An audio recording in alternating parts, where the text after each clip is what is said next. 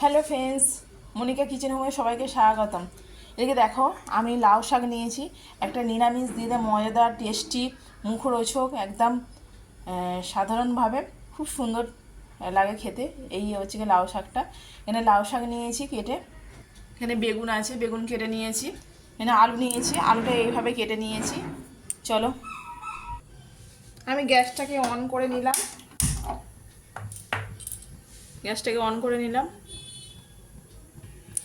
কড়াইটা গরম হয়ে গেছে, আমি কড়াইতে তেল দিয়ে দিলাম।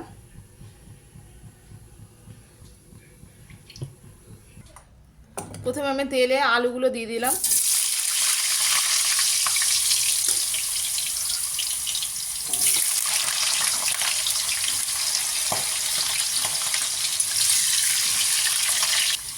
এই তেলে দিয়ে দিলাম পাঁচ ফোড়ন দিয়ে দিলাম আর তেজপাতা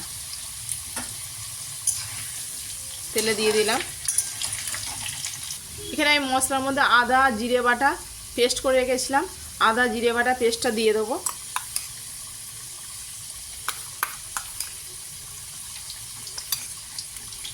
দিয়ে দিলাম।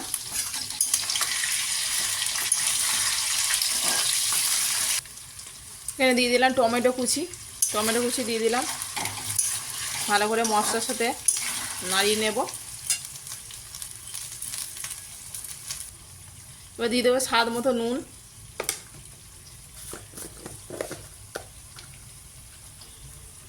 হলুদ গুঁড়ো,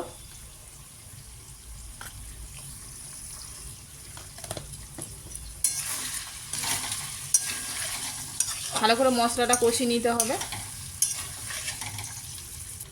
এখানে দিয়ে দিলাম লঙ্কার গুঁড়ো। ঝালটা আপনারা আপনাদের পছন্দ মতন খেতে পারেন।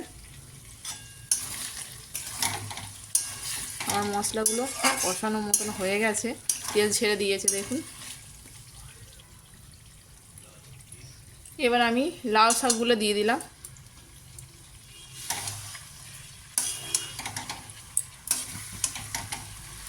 লাউ শাকগুলো দিয়ে মশলার সাথে ভালো করে নাড়তে হবে, কষিয়ে নেব।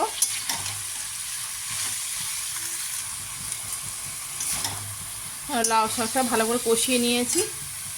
এবার বেগুনগুলো দিয়ে দেবো। বেগুনগুলো দিয়ে দিলাম। বেগুনগুলো লাস্টে দিলাম কেন, বেগুনগুলো ঘেঁটে যায় তো, ওই জন্যে বেগুনগুলো দিয়ে নাড়িয়ে নেবো।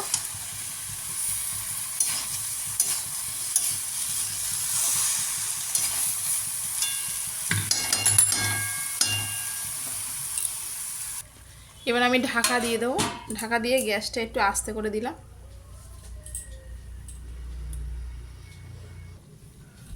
এবার আমি পোস্তটা বেটে নেব।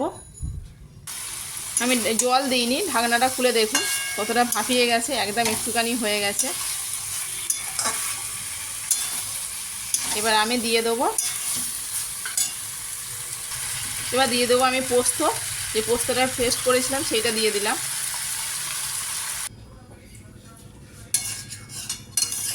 দেখুন এরকম কচি, আর লাউ শাকটা এত কচি কচি ছিল না, খুব সুন্দর লাগে এরকম। এবার ঢাকা দিয়ে দেবো আমি। ঢাকা দিয়ে আস্তে আস্তে হবে। আমি এতে অল্প সামান্য একটু জল দিয়ে দেবো, অল্প দেবো, একদম অল্প। এটা জিনিসটা মাখা মাখা হবে খেতে, খুবই মজাদার একটা নিরামিষ রান্না। আপনারাও এইভাবে করে খাবেন, এত সুন্দর লাগে গরম গরম ভাতের সাথে, তো এত সুন্দর লাগে এই নিরামিষ রান্নাটা লাউ শাক। ঢাকা দিয়ে দিলাম। ঢাকনাটা খুলে আমি নাড়িয়েছি, সব সিদ্ধ হয়ে গেছে একদম। আর লাউ শাকটা কচি কচি তো একদম সিদ্ধ হয়ে গেছে। এবার আমি একটু মিষ্টি দিয়ে দেবো। মিষ্টি দিয়ে দিলাম। দেখুন বন্ধুরা, আমার একদম হয়ে গেছে মজাদার নিরামিষ দিনে টেস্টি একদম লাউ শাকটা। দেখুন হয়ে গেছে, কত সুন্দর দেখতে হয়েছে। আর আমার রেসিপিটা যদি ভালো লেগে থাকে একটু লাইক কমেন্ট আর শেয়ার করে দেবেন, সাবস্ক্রাইব করবেন বন্ধুরা, আর পাশে থাকবেন। বাই বাই বন্ধুরা, কেমন লাগলো জানিও।